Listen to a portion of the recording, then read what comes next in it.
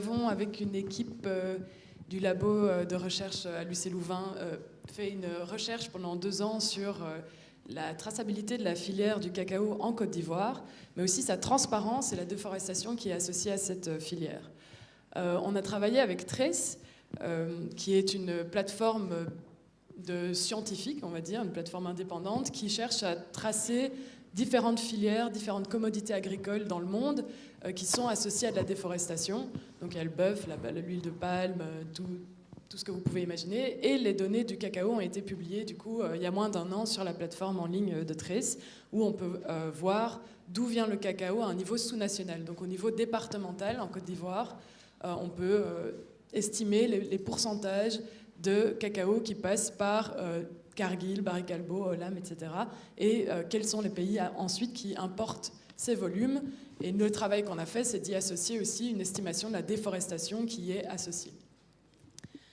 On ne voit rien du tout là-dessus, mais c'est pas grave. On avait 3 questions principales dans cette recherche. La première, c'était de se poser la question de l'état de la traçabilité et de la transparence dans la filière. Et là, on utilise des données de 2019. On est en train de mettre à jour ces données, et donc bientôt, ce sera en ligne avec la mise à jour sur 2020 et 2021. Pour faire ce travail, on simplifie un peu la filière qui est extrêmement complexe, comme vous le savez, en séparant en 2 flux les volumes de cacao. Donc, un premier flux, c'est tout ce qui passe par des coopératives qui ont été publiées par les traders sur leur site en ligne. Donc ça, c'est toutes les coopératives pour lesquelles on peut estimer le volume qui a été acheté par ces traders. C'est ce qu'on va appeler tout le volume tracé à la coopérative. Ensuite, tout le reste va être acheté indirectement par différents intermédiaires dans le pays. Donc, qui passent typiquement par des pisteurs, des traitants, etc. Donc, pour ce volume-là, on n'a pas d'idée de l'origine du cacao et donc on ne sait pas y associer les différents risques de durabilité, comme la déforestation. Il y a un troisième flux qui est le volume inconnu, qui est exporté par des traders qui ne publient rien sur leur filière. Je passe direct au résultat. Donc, sur 100% des exports de 2019 de la filière du cacao en Côte d'Ivoire, on a réussi à tracer moins de la moitié du cacao.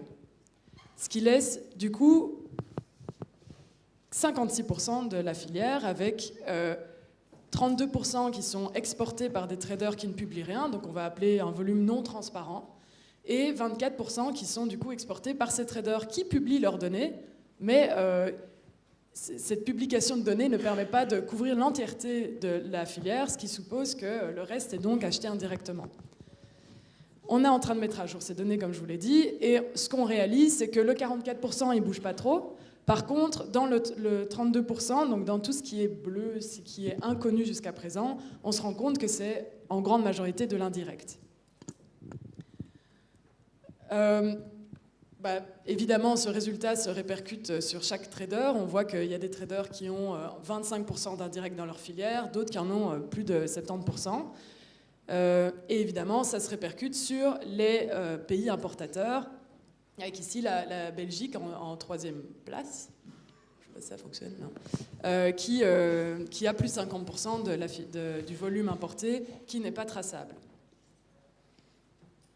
On a fait ce travail aussi au niveau de la plantation. Donc jusqu'ici, on parlait seulement de la traçabilité jusqu'à la coopérative. Et au niveau de la traçabilité à la plantation, ce qu'on constate, c'est que tous les traders qui font partie du CFI, qui a été déjà mentionné, donc le Cocoa and Forest Initiative, on a seulement 40% des plantations qui ont été déjà cartographiées. Et quand on regarde ce que ça représente en volume total d'export en Côte d'Ivoire, ça représente seulement 1/5 du volume total. On a fait cet exercice pour le Ghana, où là, il y a un manque total de transparence. Et ce qu'on constate, c'est que moins de 15% des exports, non, 30% des exports auraient été cartographiés à la plantation par les traders qui font partie du CFI. Alors, deuxième question, quel est le rôle du cacao dans la déforestation ? Bon, ça, il n'y a pas beaucoup de suspense. On a combiné différentes cartographie, dont la dernière carte de cacao qui a été publiée dernièrement par Kaliszek, un labo de ETH Zurich, et les données de Tropical Moist Forest du laboratoire de la Commission européenne, JRC. On a combiné ces données pour voir quelle est donc dans tout ce qui a été déforesté entre 2000 et 2019, qu'est-ce qui a été remplacé par du cacao? Et ce qu'on voit, c'est que 45% de ce qui a été perdu comme forêt en 20 ans, 45% a été remplacé par du cacao. Donc près de la moitié de la déforestation en Côte d'Ivoire est associée à du cacao. Sachant que ça représente 2,4 millions d'hectares et que la Belgique fait 3 millions d'hectares. Voilà. C'est donc beaucoup de forêts. Troisième question, qui est responsable de cette déforestation? Alors là, on a fait le travail d'associer à ces différents traders la déforestation qui a eu lieu entre 2000 et 2015. Ce qu'on voit, c'est que, évidemment, plus on exporte, plus on a de déforestation dans sa filière, donc Cargill en tête. Mais une fois qu'on regarde, qu'on ramène ça à une valeur à la kilo... Enfin, ouais, j'ai l'habitude de le faire en anglais, donc j'ai un peu du mal. Mais si on regarde au volume exporté et qu'on ramène ça à la même unité, on va dire, toutes les entreprises sont plus ou moins au même niveau. Il n'y a pas vraiment un leader et un bad boy. Tout le monde est plus ou moins au même niveau d'exportation de forêt dans sa filière. Si on regarde au niveau total, on voit que près de 60% de la déforestation liée au cacao se trouve dans le volume qui n'est pas traçable. Et quand on regarde au niveau départemental, donc en Côte d'Ivoire, on voit qu'il y a une concentration de ces volumes qui ne sont pas traçables sur des départements qui se trouvent à la frontière avec le Libéria, qui est la nouvelle frontière de déforestation. Ça veut dire que toute la déforestation qui a lieu au Libéria va se retrouver très facilement dans ces départements où il y a peu de traçabilité et donc rentrer dans la filière ivoirienne. Donc 60% de la déforestation liée au cacao est dans tout ce qui n'est pas tracé. Mais quand on regarde une nouvelle fois en valeur relative, donc par milliers de tonnes d'export par an, on voit qu'en fait, entre le tracé et le non tracé, c'est plus ou moins similaire la quantité de déforestation qui est associée à ces volumes. Ce qui veut dire qu'il y a aussi de la déforestation dans les volumes tracés. Qu'est-ce que ça veut dire, in fine? Ça veut dire que la traçabilité, c'est bien, mais ce n'est pas suffisant. La traçabilité, pour qu'elle fonctionne, déjà, il faut qu'elle soit transparente. Sans transparence, la traçabilité n'a pas de valeur. C'est une première chose.